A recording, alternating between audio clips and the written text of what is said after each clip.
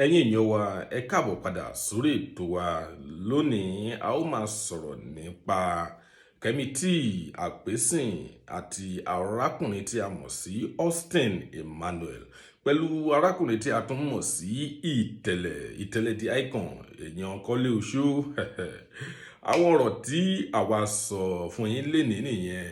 Happy Sunday o, happy Sunday to every one of you.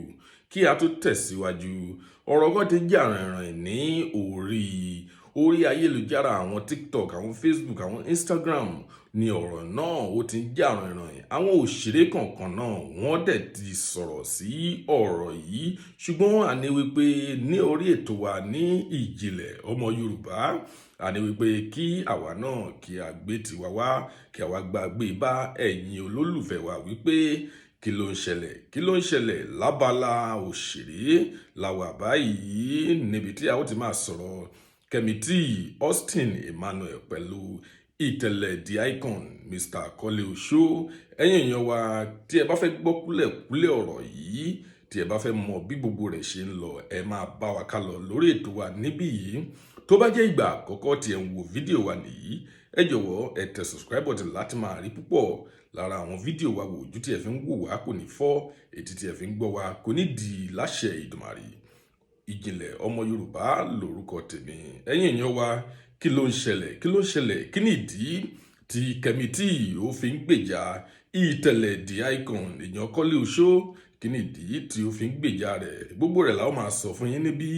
Ẹ̀yin wa kí ló tún ṣẹlẹ̀, kí ló tún fà á tí Kẹ́mítì ó tún lọ fi sọ̀rọ̀ wípé ó sí àwọn àṣírí kọ̀ọ̀kan tí Austin Emmanuel tí ó ti ní lọ́wọ́ òun pé tí Austin Emmanuel bá dẹ̀yìn lẹ́yìn ọ̀gá òun Ìtẹ̀lẹ̀ the Icon wípé òun yóò tú gbogbo àṣírí ọ̀hún òun yóò tú sórí social media. Pẹ̀lú bí ọ̀rọ̀ yìí bí ó ṣe ń lọ báyìí ó dàbí pé ó ti sí àwọn nǹkan kan tí Austin Emmanuel tó ti ṣe pamọ́ sí ọwọ́ Kẹ́mítì ní ayé ìgbà ọ̀hún. Bóyá kí gbogbo nǹkan tó wà famous bóyá ó ti sí nǹkan kan tí wọ́n ti ṣe pamọ́ sí ọwọ́ ara wọn. Ṣùgbọ́n ẹ̀yin èèyàn wa ìjẹ́ ẹ rò wípé ọ̀rọ̀ yìí ó tọ́ sí Kẹ́mítì lẹ́nu?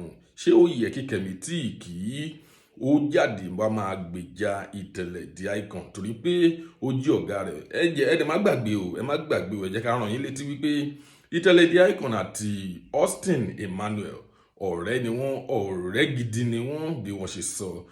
Austin Emmanuel tiẹ̀ tún sọ wípé ó ní Ìtẹ̀lẹ̀ the Icon òun ló ṣe best man òun nígbà tí òun ṣe wedding. Ẹ̀yin èèyàn wa ìjẹ́ ẹ rò wípé ọ̀rọ̀ yìí ò gbomi mu báyìí?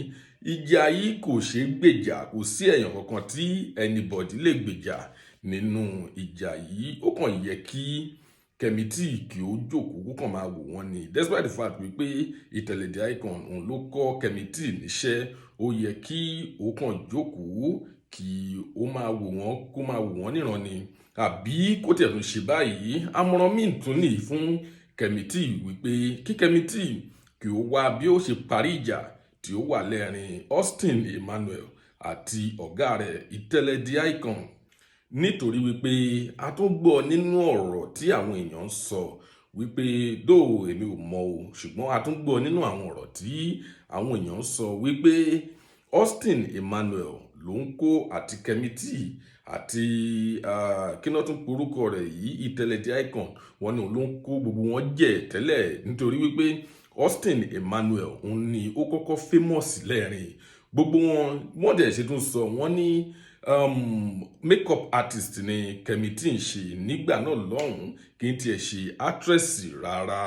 Èèyàn wa àwọn ọ̀rọ̀ tí òun ṣẹlẹ̀ nìyí àti wípé irú àmọ̀ràn wo ni ẹ̀yin olólùfẹ́ wa tí ẹ lè gba Kẹ́mítì? Ìjẹ́ ó dàbí ó ṣe fẹnu sọ̀rọ̀ yìí tó tún threaten Austin Emmanuel wípé ó ní àwọn àṣírí kankan tí ó wà lọ́wọ́ òun tí ó bá dẹ̀yìn lẹ́yìn ọ̀gá òun wípé òun yóò tú? Ẹ̀yin wa ìjẹ́ rò wípé ọ̀rọ̀ yìí ó tọ́ sí Kẹ́mítì lẹ́nu? Tàbí ẹ ń wò wípé kí Kẹ́mítì kí ó jókòó kó kàn máa wò àbí kó wá míǹsì bí yóò ṣe parí ìjà tó wà lẹ́rìn òun pẹ̀lú ọ̀gá rẹ̀ pẹ̀lú Austin kan wá bí wọ́n ó ṣe parí rẹ̀ lẹ́rìn ara wọn? Ẹ̀yin èèyàn wa a kò ní rí jù báyìí lọ lórí ètò wa lénìí Ìjìnlẹ̀ ọmọ Yorùbá. Ẹ ṣáà ti gbọ́ bí ọ̀rọ̀ náà ṣe lọ lẹ́rìn ìtẹ̀lẹ̀ the icon Austin Manuel pẹ̀lú Kẹ́mi Àpésìn. Ẹ̀yin èèyàn wa kílẹ̀ lérò, nǹkan tí ẹ bá lérò ẹ jẹ́ ká mọ̀ ní inú comment section. A kò ní rí jù báyìí lọ. Ìjìnlẹ̀ Ọmọ Yorùbá lórúkọ mi, èmi sì ni atọ́kùn ètò yìí. A kò ní rí jù báyìí lọ. Ire lójú gbogbo ọmọ rè ó tún dọjọ́ mi, ọjọ́ rè ó dìgbà.